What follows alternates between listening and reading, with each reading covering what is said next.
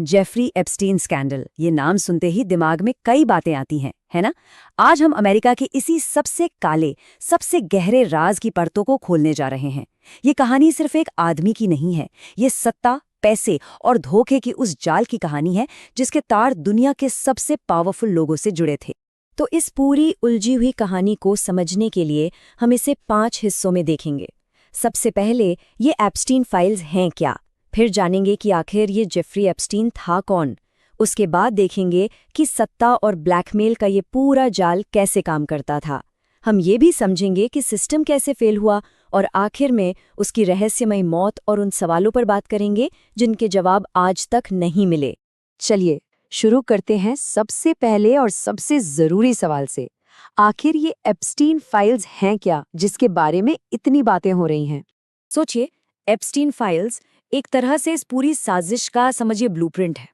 ये सिर्फ कुछ कागज नहीं है, ये उस मकड़जाल का नक्शा है जो एप्स्टीन ने सालों तक बुना। इन फाइल्स के अंदर पीड़ितों के दिल दहला देने वाली गवाहियां हैं, पैसों के लेन देन का हिसाब है और वो नाम है जिन्हें दुनिया के सबसे ताकतवर लोग हमेशा के लिए छिपा देना चाहते हैं। और यही वजह है कि ये मामला सिर्फ एक आदमी के गुनाहों से कहीं ज्यादा बड़ा हो जाता है। ये असल में अमेरिका की सबसे बड़ी राजनीतिक, आर्थिक और कह सकते हैं कि नैतिक साजिशों में से एक है। ये एक ऐसे सिस्टम की कहानी है जो अंदर से खोखला हो चुका था, जिसने न सिर्फ इन खौफनाक अपराधों को होने दिया बल्कि दशकों तक उन पर पर्दा भी डाले रखा। तो सवाल उठता है कि इस पूरे मकड़ जाल के बीच में कौन था? वो कौन था जो ये सारे तार खींच रहा था? चलिए अब बात करते हैं इस कहानी के मास्टरमाइंड की, जेफरी एप्स्टीन। देखिए, दुनिया के सामने जेफरी एप्स्टीन की एक अलग ही इमेज थी। एक कामयाब फाइनेंसर, इलीट मनी मैनेजर, जिसका उठना बैठना दुनिया के सबसे अमीर और ताकतवर लोगों के साथ था, मतलब राष्ट्रपतियों से लेकर रॉयल फैमिली तक। लेकिन इस चमचमाते चेहरे के पीछे की हकीकत वो इतनी डरावनी थी कि कोई सोच भी नहीं सकता। असल में वो नाबालिगों की सेक्स ट्रैफिकिंग करने वाला एक मास्टरमाइंड था। तो वो ये सब करता कैसे था? उसके पास औजार थे, पैसे और पावर के औजार। उसका प्राइवेट जेट, जिसे लोग लोलिता एक्सप्रेस के नाम से जानते थे। उसका एक प्राइवेट आइलैंड था, लिटिल सेंट जेम्स, जो असल में उसके गुनाहों का अड्डा था। कहा जाता है कि यहीं पर सीक्रेट पार्टियां होती थीं और यहीं पर उसके ताकतवर मेहमानों को ब्लैकमेल करने के लिए सीक्रेट रिकॉर्डिंग्स की जाती थीं। ये ब्लैकमेल ही उसका सबसे बड़ा हथियार था। और इस खौफनाक सच की गवाही वो खुद विक्टिम्स ने दी है। एक पीड़िता का बयान है जो सब कुछ साफ कर देता है। हमें सिर्फ एप्स्टीन के पास नहीं भेजा जाता था, वहां और लोग भी होते थे। सोचिए, इस एक लाइन से ये साफ हो जाता है कि ये नेटवर्क सिर्फ एप्स्टीन तक ही सीमित नहीं था।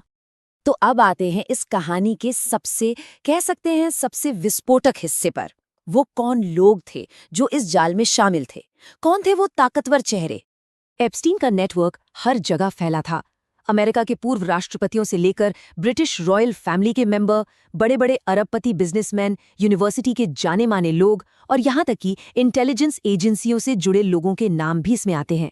ये सिर्फ दोस्ती या जान पहचान नहीं थी, ये एक तरह का प्रोटेक्शन शील्ड था, एक सुरक्षा कवच जिसने उसे सालों साल कानून के शिकंजे से बचाए रखा।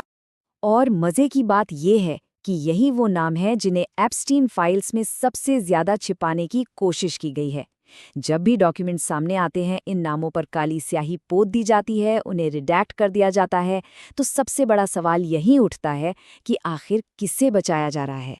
अब सवाल ये है कि आखिर ये सब इतने सालों तक बिना किसी रोक टोक के कैसे चलता रहा? इसका जवाब किसी एक इंसान में नहीं बल्कि पूरे सिस्टम की नाकामी में छिपा है। एक ऐसा सिस्टम जिसने एप्स्टीन को सजा देने की जगह उसे बचाया। देखिए, 2008 में एक मौका आया था। एप्स्टीन पर बहुत गंभीर आरोप लगे। ऐसा लगा कि अब खेल खत्म, उसके खिलाफ एक मजबूत केस बनाया गया।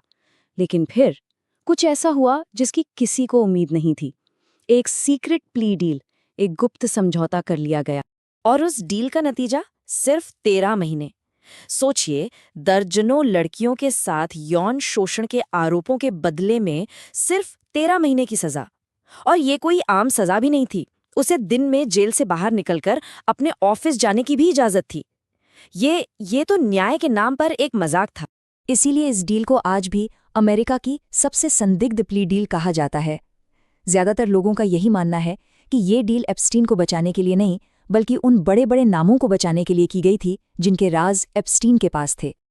और अब हम पहुंचते हैं इस कहानी के आखिरी और शायद सबसे रहस्यमयी हिस्से पर, एप्स्टीन की मौत और वो अनगिनत सवाल जो वो अपने पीछे छोड़ गया। 2019 में आखिरकार कानून का शिकंजा फिर से कसा। इस बार एप्स्टीन को दोबारा गिरफ्तार किया गया। इल्जाम इतने संगीन थे कि उसे जिंदगी भर जेल में रहना पड़ सकता था। सबको लगा चलो अब सच सामने आएगा, अब न्याय मिलेगा। लेकिन ट्रायल शुरू होने से ठीक पहले अगस्त 2019 में खबर आई कि जेफरी एप्स्टीन अपनी जेल की कोठरी में मर चुका है। ऑफिशियली बताया गया कि उसने सुसाइड किया है, लेकिन यहाँ कहानी में बहुत सारे पेंच हैं। जिस रात उसकी मौत हुई उस रात के सीसीटीवी कैमरे काम नहीं कर रहे थे। जो गार्ड्स ड्यूटी पर थे वो सो रहे थे। क्या ये सब सिर्फ एक इत्तेफाक था या फिर कुछ और? तो सवाल आज भी वही है, क्या एप्स्टीन ने वाकई खुदकुशी की या उसे चुप करा दिया गया ताकि वो बड़े राज कभी बाहर ना आ सकें? उसकी मौत के साथ ही सवालों का एक पूरा पहाड़ खड़ा हो गया। एप्स्टीन को चोरी छिपे पैसा कौन दे रहा था? क्या वो सच में किसी पावरफुल एजेंसी के लिए ब्लैकमेल नेटवर्क चला रहा था? क्या उसकी मौत से बहुत से ताकतवर लोगों ने राहत की सांस ली? और सबसे बड़ा सवाल, क्या कभी पूरी बिना कांट छांट वाली एप्स्टीन फाइल्स दुनिया के सामने आएंगी? तो कुल मिलाकर ये स्कैंडल सिर्फ एक आदमी के बारे में है ही नहीं, ये पावर, पैसा, पॉलिटिक्स और इंसाफ की नाकामी के बारे में है। ये इस बारे में है कि कैसे सिस्टम उन लोगों को बचाने में नाकाम रहा जिन्हें सबसे ज्यादा सुरक्षा की जरूरत थी। और सच तो यही है कि जब तक हर एक फाइल पब्लिक नहीं हो जाती, जब तक हर एक नाम सामने नहीं आ जाता, तब तक इस कहानी का पूरा सच हमेशा अधूरा ही रहेगा। और शायद यही चीज इसे अमेरिका का सबसे डरावना और सबसे काला राज बनाती है।